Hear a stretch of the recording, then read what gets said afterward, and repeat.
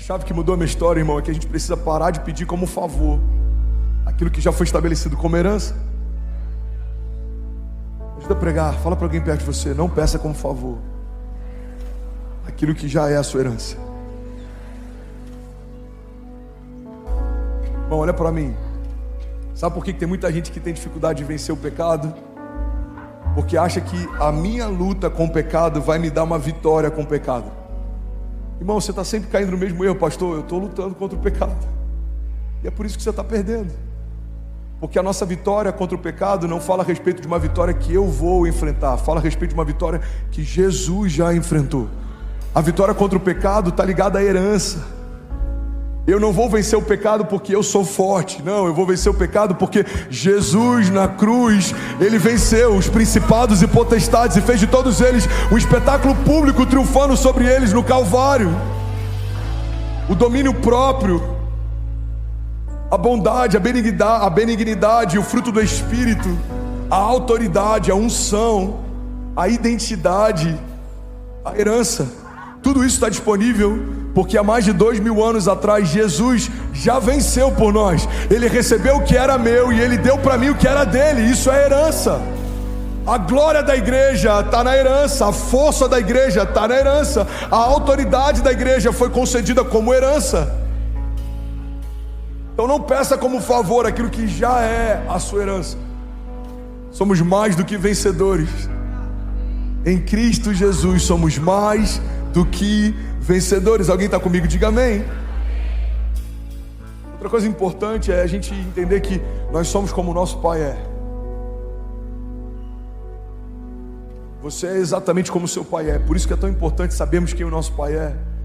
Porque quanto mais conhecemos a Deus, mais nós nos conhecemos. Quanto mais entendemos como Ele se move, mais a gente entende o que a gente carrega.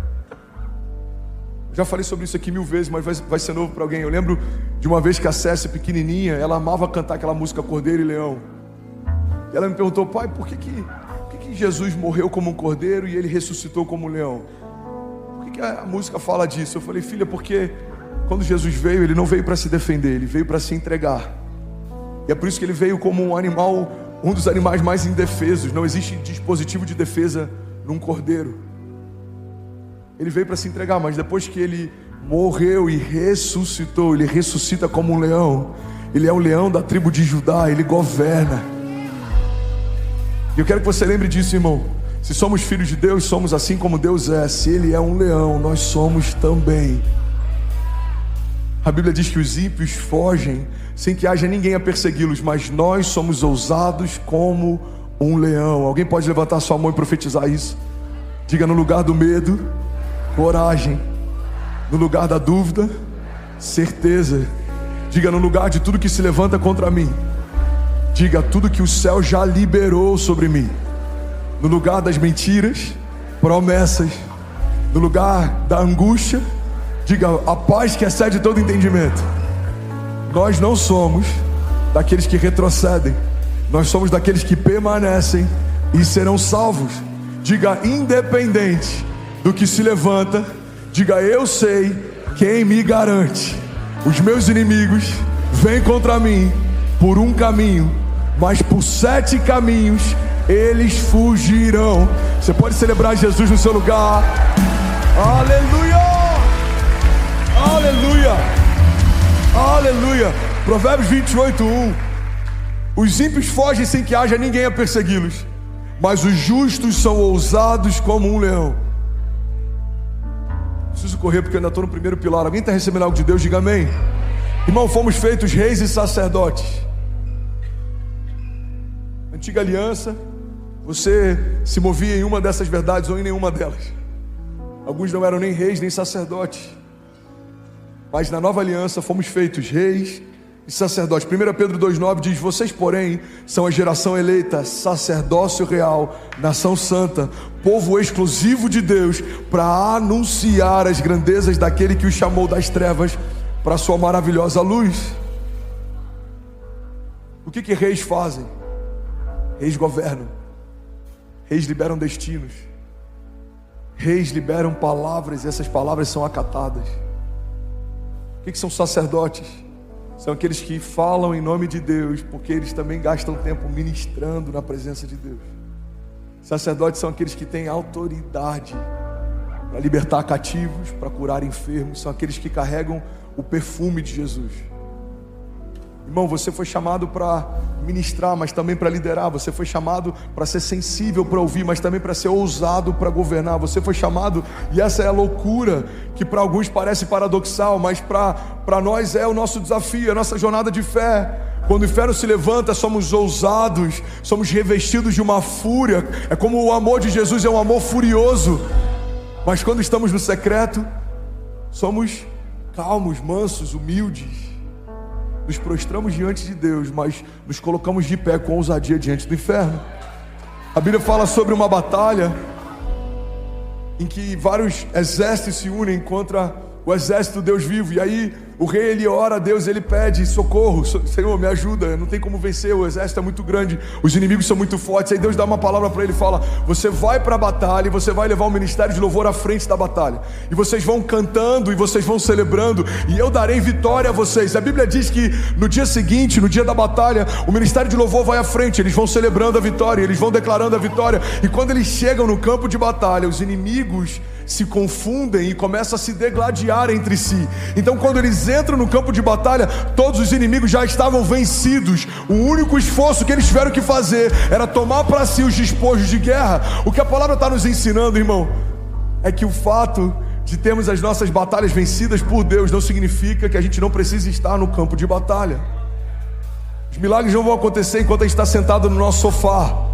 Você precisa crer e não duvidar, você precisa se posicionar em fé, você precisa ser ousado, você precisa avançar. Os seus inimigos aqui baterão em retirada, é o que a palavra diz: as portas do inferno não prevalecerão. Irmão, portas não são armas de ataque, portas são dispositivos de defesa. O que a palavra está dizendo é que a igreja vai marchar em direção ao inferno, e as portas do inferno não prevalecerão. Alguém comigo aqui, pelo amor de Deus? Aleluia! Aleluia! Uma das coisas que o inferno mais tem usado nos dias de hoje é um medo a partir de uma política de cancelamento.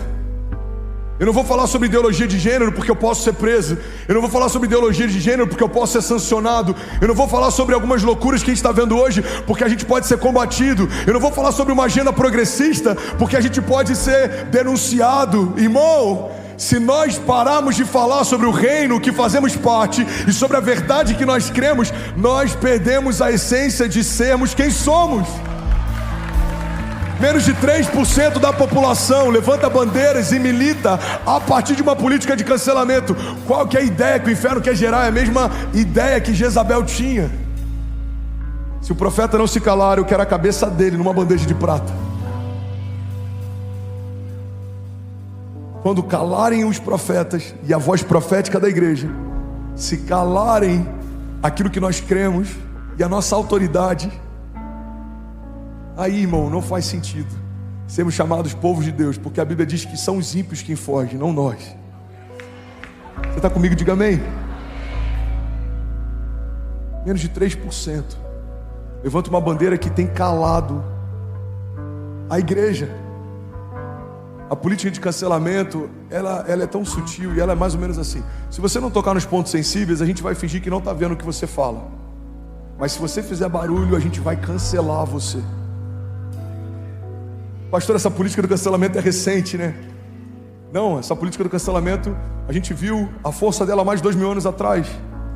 Tentaram calar Jesus, a mensagem que caminhava nas ruas, a esperança viva que curava os enfermos.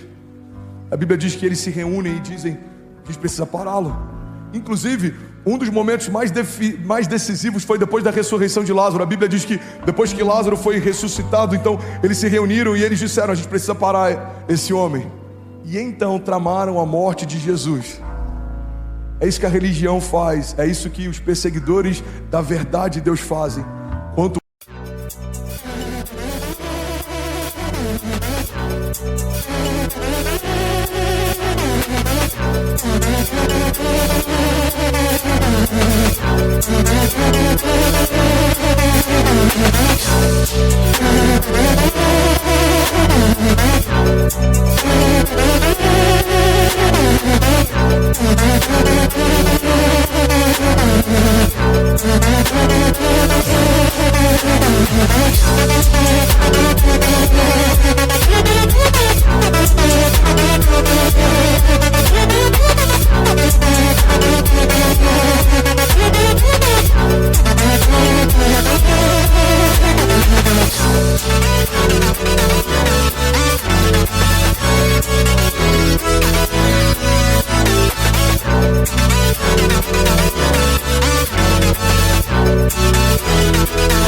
poderoso é o que a gente gera, mais revolta gera neles. O que eles não sabiam é que a morte de Jesus não era o final de uma revolução, era o início dela. Tentaram calar a voz profética de Jesus, liberaram voz profética sobre a igreja. Tentaram apagar a luz de Deus. A partir da morte de Jesus e da sua ressurreição, a luz de Deus agora brilha dentro de cada um de nós. Irmão, a igreja sempre sai mais forte de uma perseguição. A gente precisa caminhar debaixo de poder e de autoridade. Alguém comigo aqui? E aí, tudo bem? Você acabou agora de assistir um vídeo. Se você ainda não está inscrito, já se inscreve também no nosso canal, ativa esse sininho aqui embaixo de notificação e toda vez que eu fizer uma live ou estiver transmitindo uma mensagem ao vivo, você vai ser um dos primeiros a saber. Mas eu deixei mais 2 indicações aqui que eu espero que façam muito sentido para você. Então já aproveita e clica para assistir a próxima mensagem, beleza? Seja bem-vindo ao time de incendiários e eu espero de verdade que essas mensagens mudem a sua vida como elas têm mudado a minha também. Até a próxima. Valeu!